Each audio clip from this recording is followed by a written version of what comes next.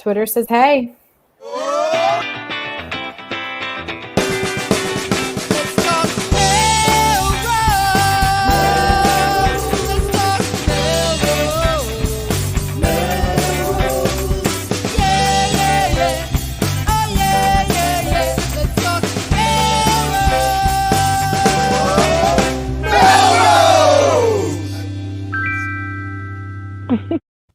Good evening, Melrosians the world over. I'm Tom Catalini. I'm Jen LeClaire. I'm Sam Hammer. And I'm Tom Shampoo. Yes, and this is Let's Talk Melrose. Melrose, a show where Melrosians talk to Melrosians about Melrose. And Steve Cazella, our old co-host, was worried about Melrose being blown off the map earlier today. It was terrifying. Yep. Yeah. It came through quick and dramatic, and then it was gone. Yeah, and now it's beautiful. It's gorgeous outside. Lovely It's sunset. Cooled everything off, and it's pink and purple outside, and it's gorgeous. So yeah, this isn't from today, but last night I went to with my son up to Spot Pond for a sunset. So there's a pro insider tip. You can go down to the launching dock up there at Spot Pond and catch a beautiful sunset. There's some picnic tables up there. You know where you rent the boats and all that? Yeah, I've never seen a boat that big up there, though. Like whatever is up there. I've only seen like little kayaks and stuff. Yeah, well, that's for the DCR Park Rangers. So that's right. You know, the ones that come and look out for you and make sure you're not swimming in there. Yeah, I don't. And I know why guys. Do you know why that's there, Tom? Jen why? And Sam? Because they needed a bigger boat. Boom! Yes. There it is. That's a freebie. That's a freebie. I think it's the only motorized boat allowed on Spot Pond because everything else you can rent can't be motorized. Right. That's the rule because that's Paddleboards, actually backup drinking water. So you guys, are we just going to skip right over the fact that I'm back? Like, don't you miss me? I was expecting a little bit more fanfare. We are not. I can just dip out again if you want. I don't know. It's like, you know, when they say you haven't seen an old friend for a long time, you just pick up where you left That's off. where it is. Okay, this perfect. The deepest sign of respect and the most best way we could show our gratitude and respect. But welcome back. Jen is back. I have missed you. I have missed you more. I have neglected my show hair. I yield to a Tom all the time. I'm back. It's not going to be no more of that. Sounds like a negative. Now that I'm back, we're back to it's back to even now at this point. But yeah, I was gone for 6 weeks. I was in a crisis leadership in the arts class. That was awesome. I learned so much. It was really, really interesting, and not for nothing, but I crushed it. I'm just saying. I had fantastic. I had a big final paper to finish it off with, and it was really an interesting exercise, like developing a crisis plan for a hypothetical situation. I was like 23 pages in. It was like just everything I was thinking about. It was cool. It was really fun. So let's take a hypothetical crisis situation. Let's say there were some people in Melrose putting on a show without a plan. And so what are the steps in a crisis management that we should follow? Yeah. First is make sure you have like fun things to look at, right? Sound effects are always a good distraction. Top fans chime in to like help balance out the comments and things like that. And after that, you just kind of wing it, like no plan, just attack, basically. Nice. Thanks. She's ready and prepared. Anyway, but I was gone. I was also gone. If I could just say, if we have time for a little bit more host banter. It's a tight agenda tonight, but I know. We have all kinds. We got to move right through all the stuff that we don't know what we're talking about on. I was also on for the last week and a half or so. I was also on vacation with my family. So first we went all the way out to LA to see. Oh, you guys showed a picture of it. I saw at one point. We all went out all the way out to LA to see my mother-in-law. Yeah. So the paint, I told you guys I would explain. That was on Melrose Avenue. We had gone to. Yep, there it is. The war paint is from, we had gone to this immersive art experience on La Brea Avenue called the Flutter experience. And like, it's a bunch of different rooms, and each room is curated by a different artist. So you have kind of a different experience in each room. And in that particular room, part of the experience was the artist had laid out all this day glow paint, and you had to like paint your own sort of tribal identity or whatever. So that was pretty fun. I should show you the picture of Dave Martin. He's all painted up and he's like, it's great. So we did that, and then we went to Nashville, and then we met up with my family, my extended family, my parents, my nephews, my sister, and we were in the Smoky Mountains. And we were in this cabin. We went off from the deck. You could just had a view of all of the Smoky Mountains. It was gorgeous, gorgeous, gorgeous. Spent several days kind of hiking through the mountains. Bears came right up through our backyard while we were there. We saw bears. We went to Dollywood. We went whitewater rafting. It was gorgeous. We had a great time. It was very, very cool. Good music. Yeah, it was fun. So you haven't gone a long time. Yeah. I'm sorry, Sam. Nope. I was saying we missed you. You were gone too long. You were gone so long that I actually decided to put together a questionnaire to see if you actually watched all the episodes while you were there. So here we are. And then if you can answer these questions, then you can stay on the show. If not, you have to go back to remedial LTMM watching.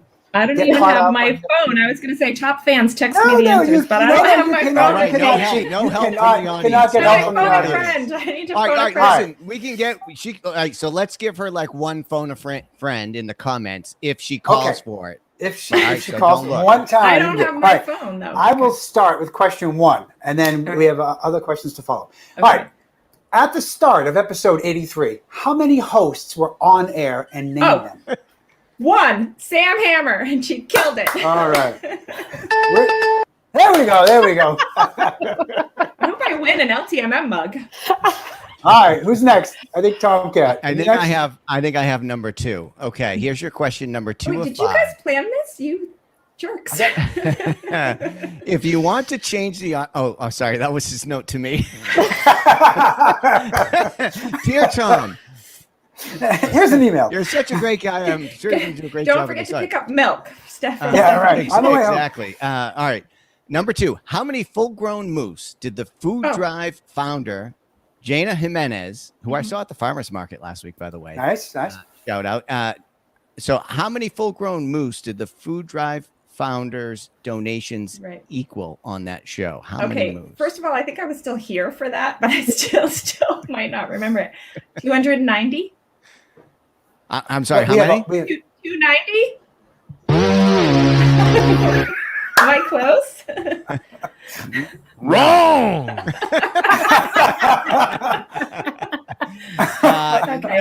No, not quite in order of magnitude, but you're off. Oh. We have options. I have to keep guessing. Just tell we'll me. give you the options. Oh, was I supposed to give her options? Okay, you can give her options if she's struggling. Give me options. All right, is it 3, 1,300, 700, or 195? 195. Wow, look at you. All right, good job. Very good. All right, Sam. We really don't have content for the show, do we? Okay. All right. During our Pride episode with Dory Withy, the 2 Toms each wore shirts that represented a color in the rainbow flag. What colors did they wear? Each of them? Different Each colors? Again, I feel like I remember was here mine. for I don't that remember. too. Wasn't I here for So that? we have the options. If you want to read those 3 options, Yes, Sam, give me the options. You're welcome to it. Tom Shampoo had yellow, which is probably a very nice color on him. And Tom Catalini had a purple tankini. Okay. Tom Shampoo wore red, fiery red. And Tom Catalini was actually shirtless. Or Tom Shampoo would have got taken off of Facebook, I think, if that was true. Talking about bears coming up to your house. Tom Champ wore green and Catalini wore blue. As much as I'd like the other options, I'm going to go with that last one. Yep. Look at her. She's banging them out. I'm so smart. Why are people leaving the show? Why are we leaving? Okay, question number 4. I asked a very poignant question to Superintendent Julie Kuchenberger about Also, what I her was here for this. No, Okay, you go ahead. were not. Yes, You were not I on the was. Kuchenberger show. Yes, Were I you was. watching? Oh no, wait. Our- Oh, you're right. You're right. I was watching. Yeah, You're right. Sorry. What her message to the community would be after navigating the pandemic and a challenging school year. What was Dr. K's response?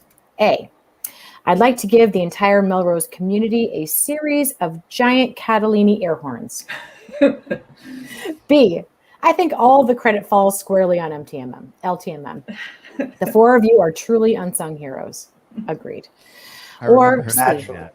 Or number 3C. Thank you for staying focused. You have shown your core values and that this is one community open to all. Well, I think she was thinking the first two, but decided to say publicly the third thing. Look at that. Yeah. Boom. All right, last question. Okay. Finish this Tom Catalini quote. I love all this walking around Melrose wearing blank and blank. Do you know? Do you know the answer? I love all this walking around Melrose wearing blank and blank. I feel like I remember hearing it. All right. Yeah. Give me the choices. A, tutus and tiaras. B, shits and giggles. Or C, tankinis and Birkenstocks. Oh gosh. I feel like any of this could be right. Wait, what was the first one? Tutus and tiaras. Tutus and tiaras. Oh gosh, I don't know. I really don't know. Clearly didn't watch. Didn't watch the whole episode. thing. Oh, you got to go back. Okay. All right, you got to Which one pick was an it? answer. You're running out of time. Wearing all these tutus and tiaras. Oh, look at that. Tankinis and Birkenstocks. Wrong. I missed that Tankinis one. and Birkenstocks. I missed that one. That was Sorry, I missed that one. Oh boy. All right. What's fun though? What's going on? Well, I paid 99 cents for this game show app, so I had to use all the sound. Okay. Well, welcome back. Thank No you. kidding. There it is. If it wasn't for the multiple choice, I'm not sure I could answer a lot of these questions. But it's good that people are paying attention. They're engaged, and so is Jen. So did you enjoy more watching the live stream, watching the recorded video, or downloading the podcast, Jen, while you were away? Yeah. Watching after. Was that a choice?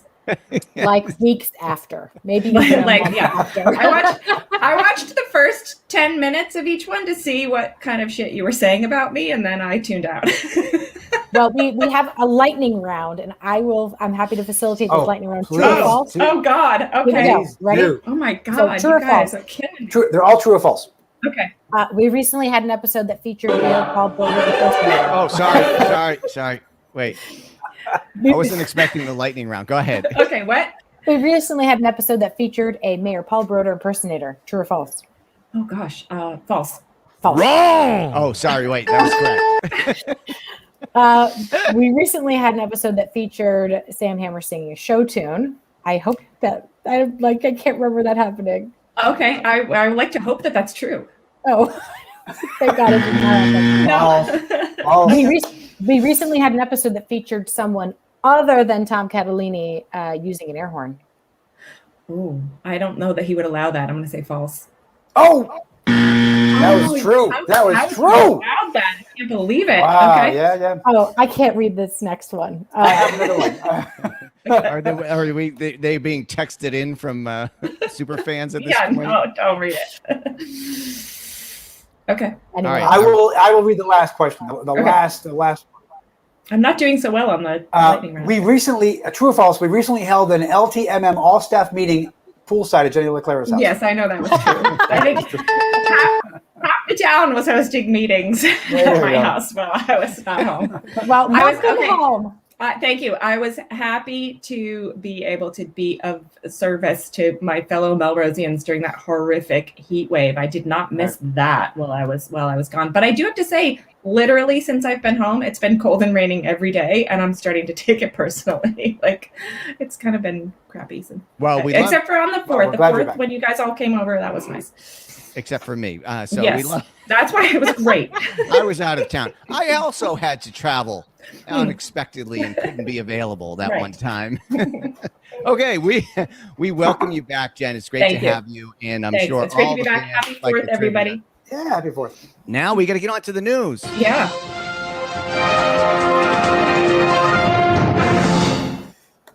Welcome to the news portion of the show where we discuss the news.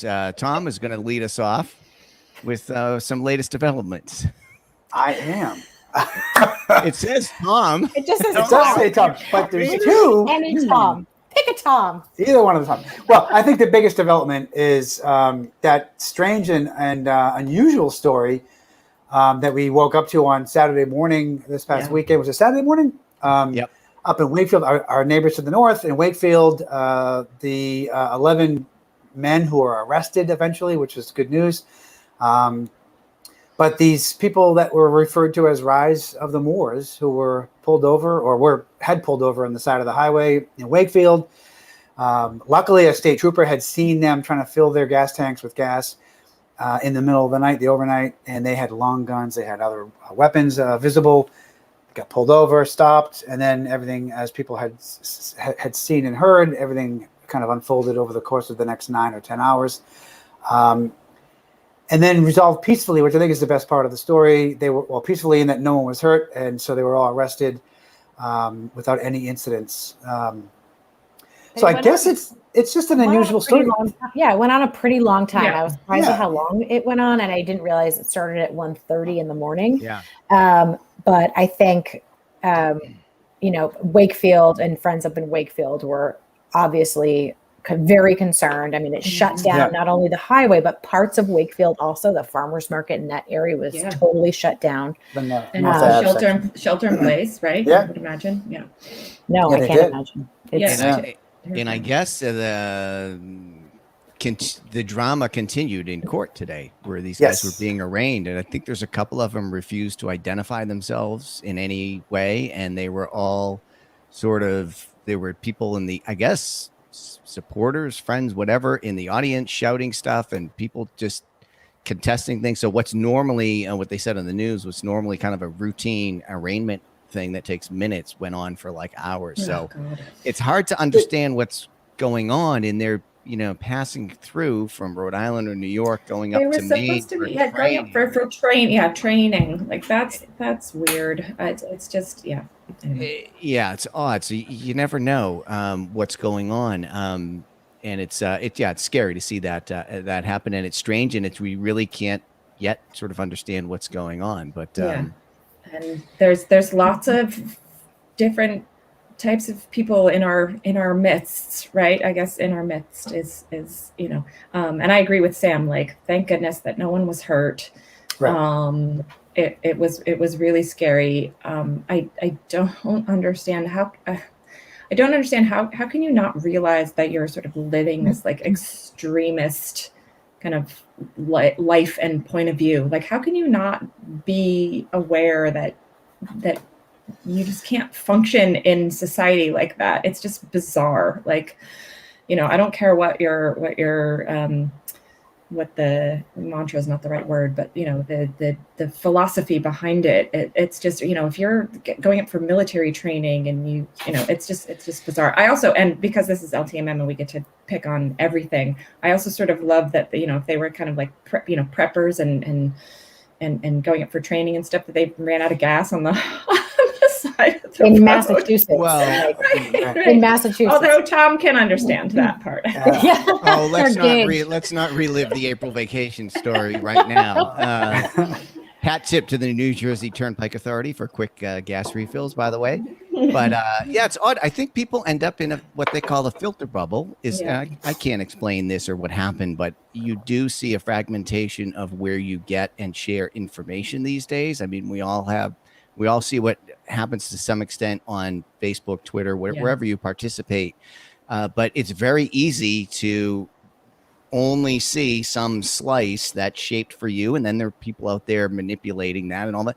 One of the guys was live streaming to YouTube from in the woods up there. And it's like, you can get a window into that, but it's like, well, what am I really seeing?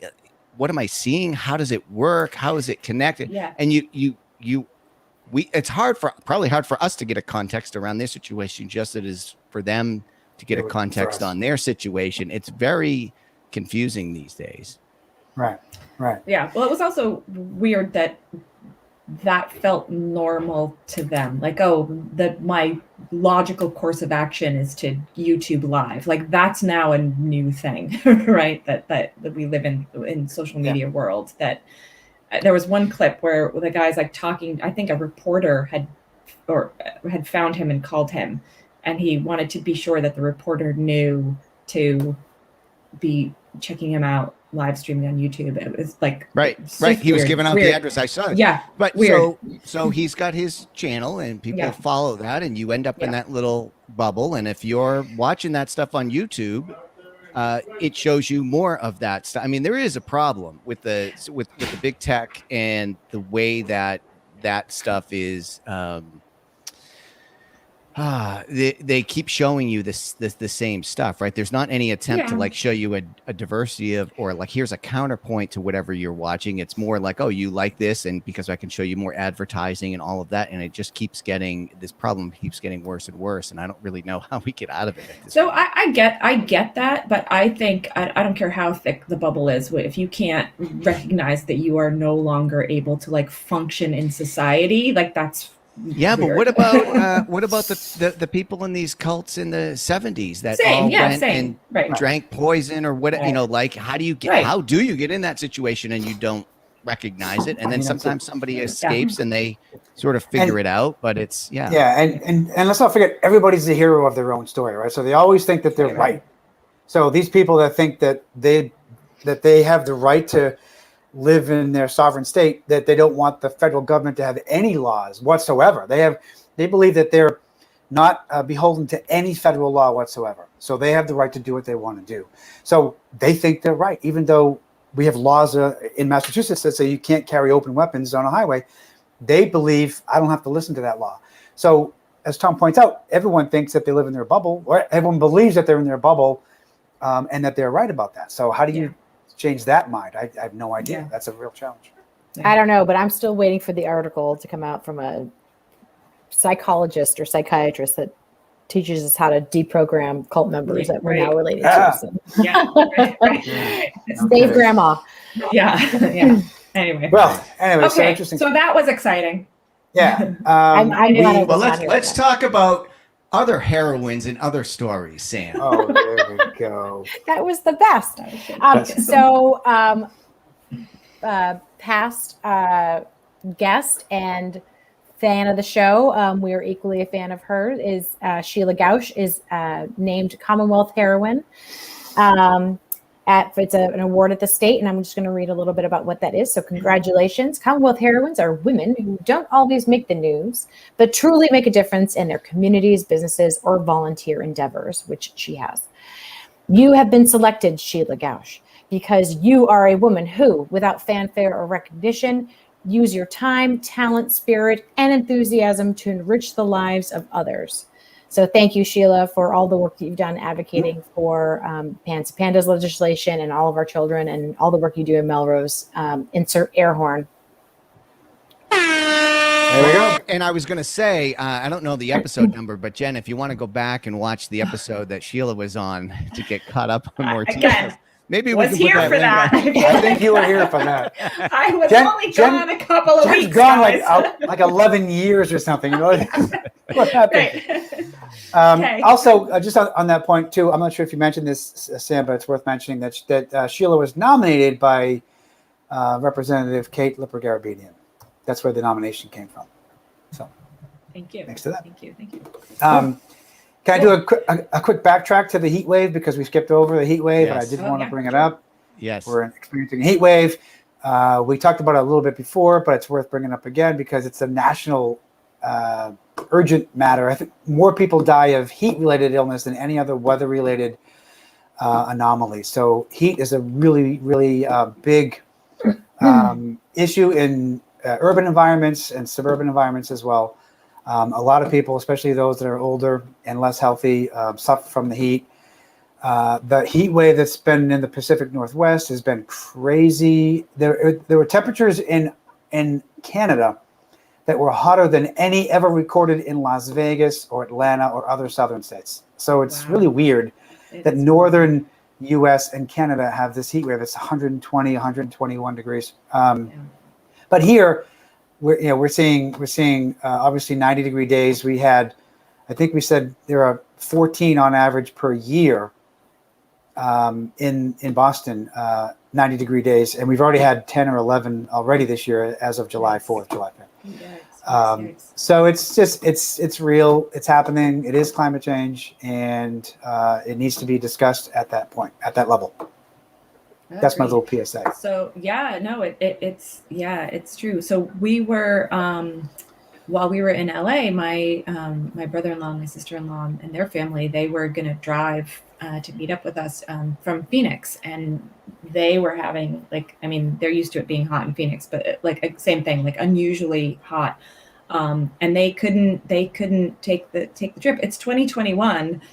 And you think, we've got like air conditioned cars and we have ways to be comfortable, but crossing the desert was still really dangerous for them with like 2 kids in the car. They had 2 kids and a dog in the car. Like people's tires in Phoenix were melting and popping and stuff. So it was too risky for them to make the drive. They had to wait a couple of days until it was safe to come and see us. So it's like really, and then I realized that's like the least of people's problems. There's like how, real serious like health things, but like just kind of weird things like that you don't expect. It was bizarre.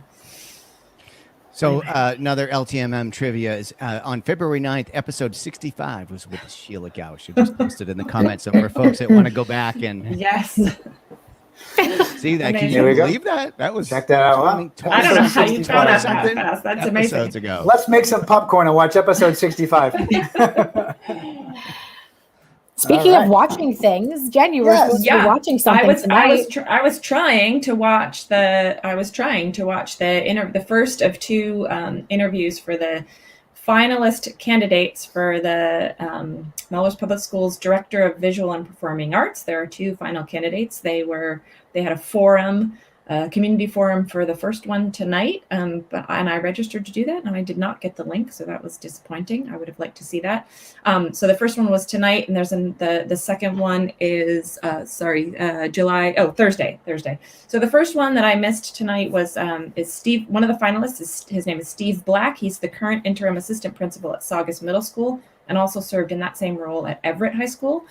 For several years, Steve was a chorus and theater teacher in Saugus, and he served as director in various local theater companies. On July 8th, you can meet virtually David Peter Kaminsky is the second finalist. He served as a music coordinator and band director in Mansfield Public Schools and served as the director of music in Georgetown Public Schools and has experience teaching music and band. So those are the 2 finalists for the position of much needed Director of Visual and Performing Arts for Melrose Public Schools. So this is a new been position. Vacant since Joe Messina, I believe. So it's been that position's been vacant for a long time. How long? Jen, I'm not familiar. How long? Like years? You're talking? Was it like? Did it go like 10, maybe 10 or more? I think. Okay, so was it a position that was? A position that was eliminated and now is back? Is that what's happening? I think again, remember, where's that banner? Like this may or may not be actual news. And I should know this, but I believe it was when Joe Messina retired. And that the position, there was budget problems, and the position just stayed vacant until. And that was been 10 years. 10 years. At least, maybe more. Wow, I didn't realize that. Oh, the position was recently recreated. So it had been eliminated for a long time. Thank you.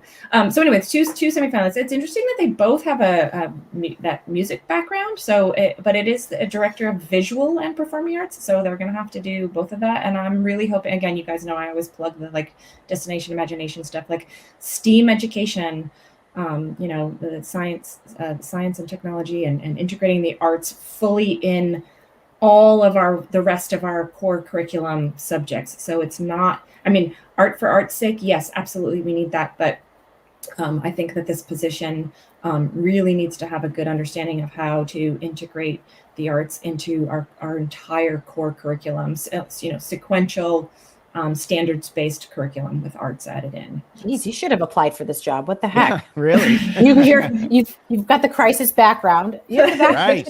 No, I don't always have a anything crisis. else. I don't know anything about education. There's always a crisis and the show must go on. Isn't there That's a right. show going on this weekend? As a matter of Yes. fact, Yes, yes. Look at the segues. Dang. So it is an honor and a privilege to have Let's Talk Melrose be a sponsor of this weekend's Broken Link production of Newsies this weekend. There's a show Friday night at 7, Saturday at 2, and Saturday night at 7 p.m. I just put the link for Facebook. I invited our entire neighborhood on Facebook. Pete, I hope we did you justice here.